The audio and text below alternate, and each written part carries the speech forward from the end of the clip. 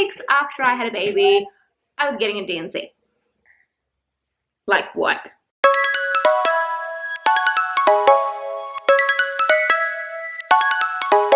Hey lovelies, welcome to another video. So if you haven't seen my previous videos, this little one was born on the 4th of July via emergency C-section and spent 5 to 6 days in the special care nursery whilst I went home. Now today we're going to talk about my C-section complications and recovery because yeah, it couldn't be easy, could it? So today I'm currently filming in the girls' playroom because what other choice do I have right now?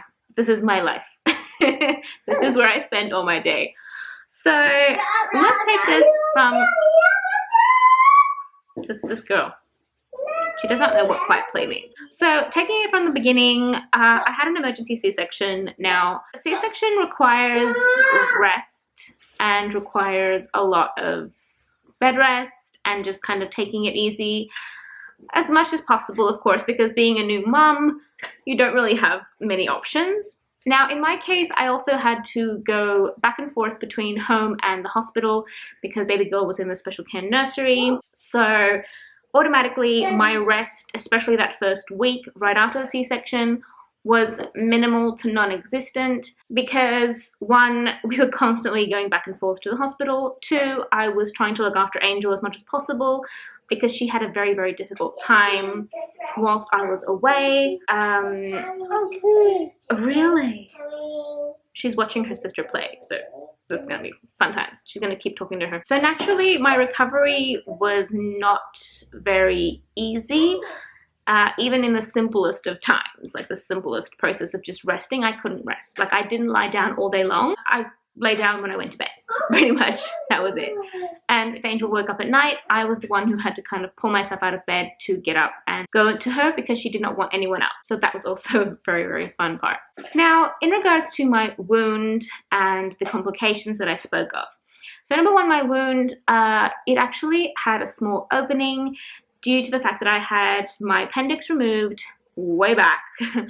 The scar tissue obviously didn't help the new wound heal, so there was actually a hole in my wound that we realized existed probably as soon as baby girl got home, I would say. And so that had to kind of, they kind of dressed it up a bit better in the hospital, but they did tell me to remove the covering once I got home, which didn't really work out very well for the opening. So this opening kind of continued to exist until it started getting infected, until I went to the doctors and actually had it thoroughly cleaned, and then they would cover it, clean it again the next day, cover it, clean, cover, for like a series of, I think it was 5 or 6 days at least, until it finally started healing properly. Now, in the meantime of all this happening, they had also told me when I left the hospital to have a quick checkup with my GP, my doctor, at 1 week postpartum. Now, with everything going on with baby girl, I didn't really do that. The reason they asked me to do this, however, because I'm kind of backtracking and jumping back and forth, was that they believe that they may have left a piece of placenta in my womb. So during the C-section, I had a bleed. They couldn't see very clearly. They controlled the bleed, but they weren't 100% sure that they got rid of everything they had to get rid of. Yes, Bubba? So because they weren't 100% sure, I had to go into the GP, get checked. If I had any symptoms, anything at all, I should get an ultrasound. Now, because I was going into the doctor anyway for my wound, I had no symptoms, no fever, no pain, other than like the normal level of pain. However, towards the mid of my 2nd week postpartum, so I was about 10 days postpartum, I would say, the bleeding stopped. Now, you do get normal bleeding after you've had a baby. However, once it stops, it stops. It doesn't start up again. In my case, it started up again, full on. And it was not a period, it was not anything like that. Now, when I spoke to the doctor was concerned that my bleeding stopped and then started up again because this was not normal. It was too early for me to get a period and the blood should stop completely before anything else happened. So she decided to get me to do an ultrasound anyway, just to be safe, better safe than sorry, as she said. So this was on a Friday, just shy of 2 weeks postpartum, just barely shy of it. And imagine I'm hormonal, I've barely had baby home for a week, and it's been crazy. I've been back and forth to doctors because of my wound. Yeah, Angel's having a hard time, the whole thing. I go in for my ultrasound on Friday and they actually see that there is left over, and quite a bit left over. And the fact that my uterus was also still a bit high, like it wasn't going down as fast as it should. So I end up sitting in the doctor's office. I still remember this moment was, I was a wreck, to be honest. She said to me, go home, sort out your girls, what you're gonna do, and you are heading to the emergency. Because, so I'm sitting there and I'm a complete wreck because she just said to me, oh, you have to leave your baby as well now, leave both your children and head back into hospital. And I was ruined. I couldn't communicate. I didn't know what I was doing at all at that moment. I did finally communicate and tell her that I was not feeling like I could go in right now. I didn't have anyone to look after the girls at this point, so could I go in the next morning, so Saturday morning? And she was like, okay, you don't have any symptoms, it's fine, obviously there's no infection, but you do need to get this cleared out. So I went into the hospital the next day, emergency. We went alone. This whole story, I swear. So what happened was this: we went into the emergency the next day. Now keep in mind, this is during lockdown, restrictions, COVID, so emergency room is completely empty, and we walk in. They actually asked me to leave my husband outside, and I was like, I cannot do that right now.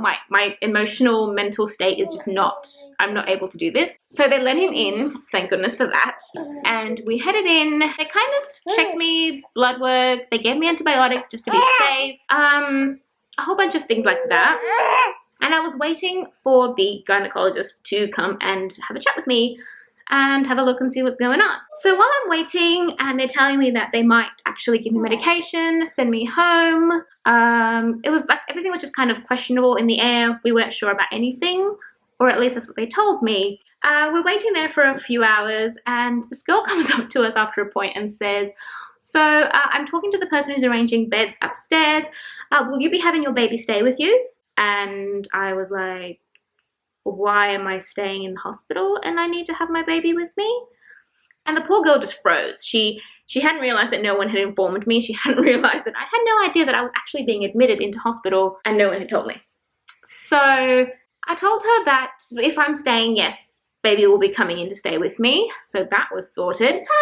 And then she went into, I don't know, the office, the nursing station, and she called someone and was like, oh my God, you just sent me into a girl to tell her that she's staying in hospital when you hadn't even told her yet.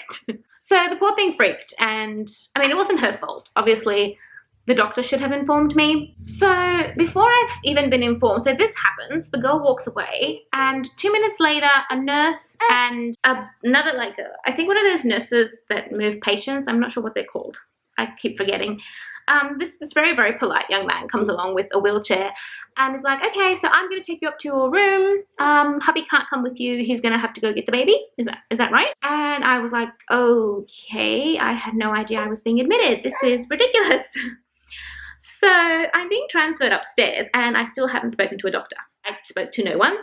They did see the ultrasound, but you would expect they would come and tell me.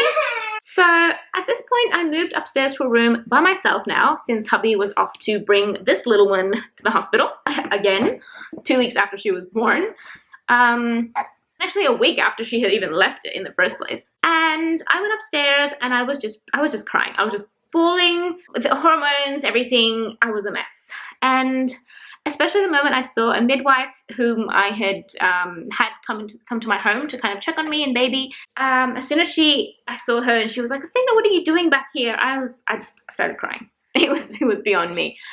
So I'm sitting there crying on a hospital bed, and I explained to her that I haven't seen a doctor. No one told me I was being admitted. I was just brought up here. And she was so upset for me. She straight away, she went to find the doctor and just figure out what was going on. And finally, the doctor came and spoke to me. So the doctor comes in, apologizes for the fact that no one spoke to me, and explained to me that I was being admitted into hospital. She told me that the plan was that I was going to be on antibiotics for 24 hours. They were going to give me a pill of some sort in the hope that I would pass whatever was in the uterus overnight. She doubted that would happen, and I was going to end up with a D&C. 2 weeks after I had a baby, I was getting a D&C. So I'm sitting there utterly devastated that I had to stay in hospital overnight. I had spoken to Angel before I left. I had told her I was going to the doctor.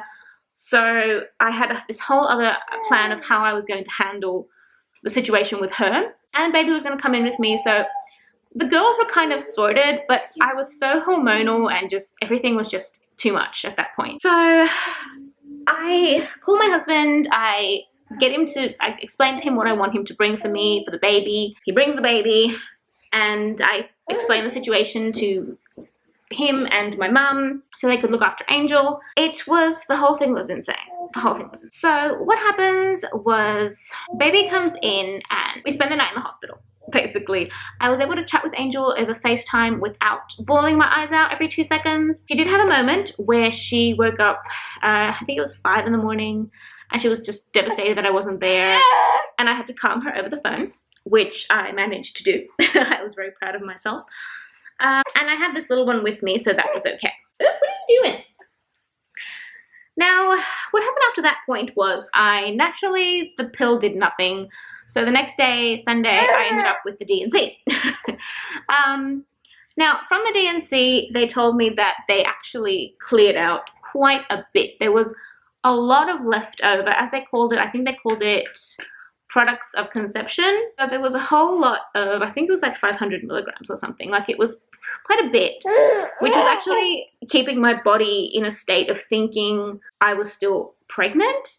Now, they actually were wondering like how it was possible that I actually had milk, because usually in cases where you have placenta, etc. left in your uterus doesn't go down.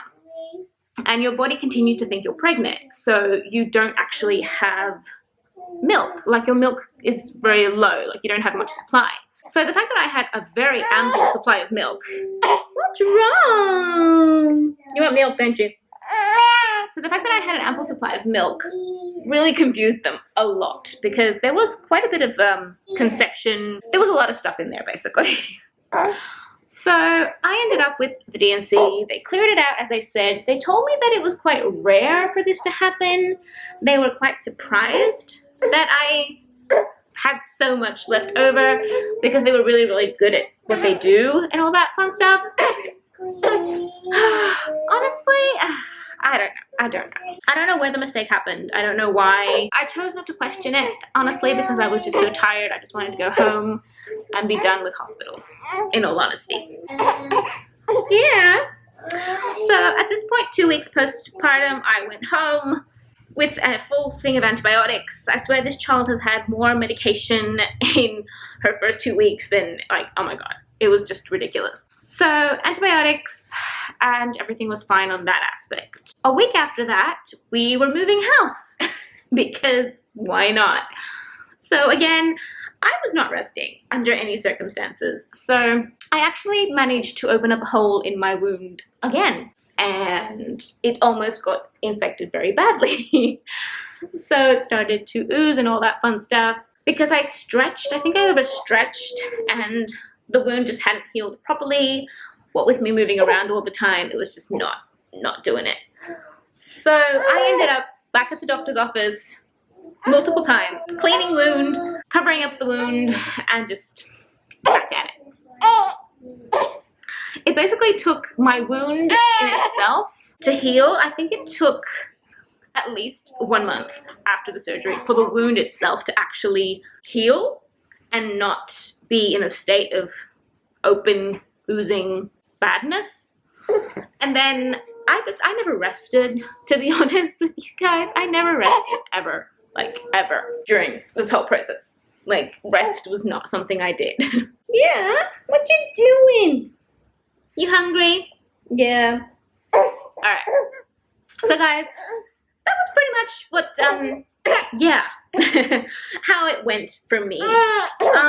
The C-section itself was an interesting experience. I might make a video completely separate on how I kind of went through that experience per se. But as far as the recovery was concerned, yeah, I don't know what went wrong. because something obviously went terribly wrong, because ending up with a D&C 2 weeks after you've had a baby is not something you want to do. And it was very emotional. I was an emotional wreck. But yeah. Anyway. So with all that being said, guys, I will leave you, and this one needs milk. She's hungry and not getting why I'm not giving her milk. So yeah, I'll see you in the next one. Bye guys.